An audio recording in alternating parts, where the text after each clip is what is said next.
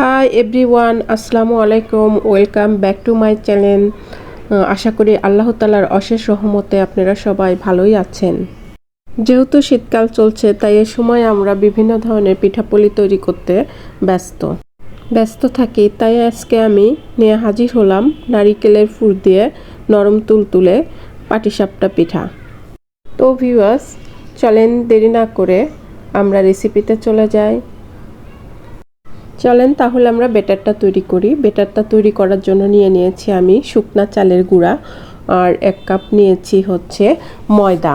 পিঠাটা যেন শক্ত না হয়, নরম হয়, সেজন্য আমি ময়দাটা তারপর নিয়েছি আমি হাফ লিটার তরল দুধ। যদি আপনাদের দুধটা বাসা না থাকে তাহলে এটা স্কিপও করতে পারেন। তারপরে নিয়েছি 1 কাপ চিনি, আর তারপরে নিয়েছি লবণ স্বাদ মতো। এরপর আমি ব্যাটারটা তৈরি করব। আমি এই যে শুকনা চালের গুঁড়ার মধ্যে আমি ময়দাটা 1 কাপ ময়দা রেখেছিলাম, সেটা মিক্স করে দিলাম।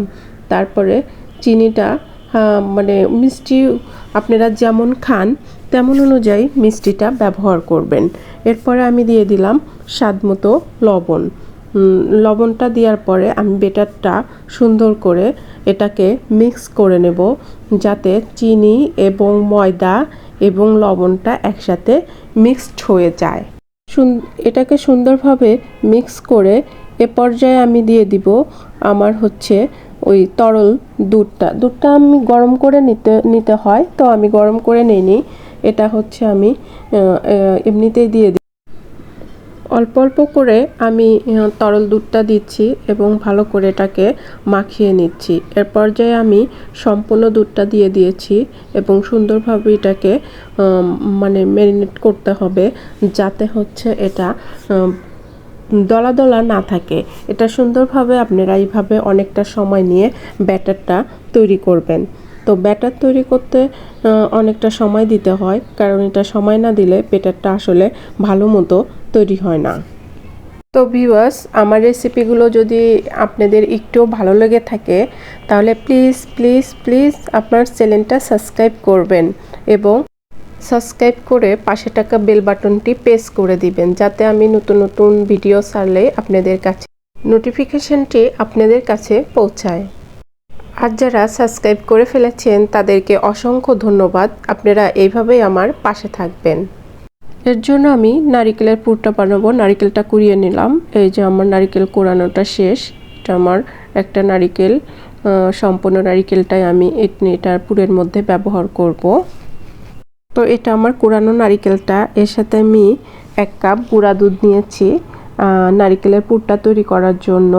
এখানে নিয়েছি আমি হালকা একটু চালের গুঁড়া, শুকনা চালের গুঁড়া। তো তারপরে আমি এই যে নারিকেলের পুরটা তৈরি করার জন্য আমি প্রথমেই নারিকেলটা পাতিলে দিয়ে দিলাম। এরপরে স্বাদ মতো লবণ দিয়ে দিলাম। এটা আমি হালকা মানে আগুনটা হালকা আঁচ থাকবে। এরপরে দিয়ে দিলাম 2 টুকরা তেজপাতা, 2 টুকরা দারচিনি এবং 2 টুকরা এলাচ। এরপরে আমি দিয়ে দিলাম চিনি স্বাদ মতো। আপনারা যে যেমন মিষ্টি খান সেই মতো চিনি দিবেন। আমি এখানে 2 কাপ চিনি ব্যবহার করেছি। এখন আমি নারিকেলের পুরটা 5-6 মিনিটের মতো ভালো করে হালকা আঁচে রান্না করে নেব।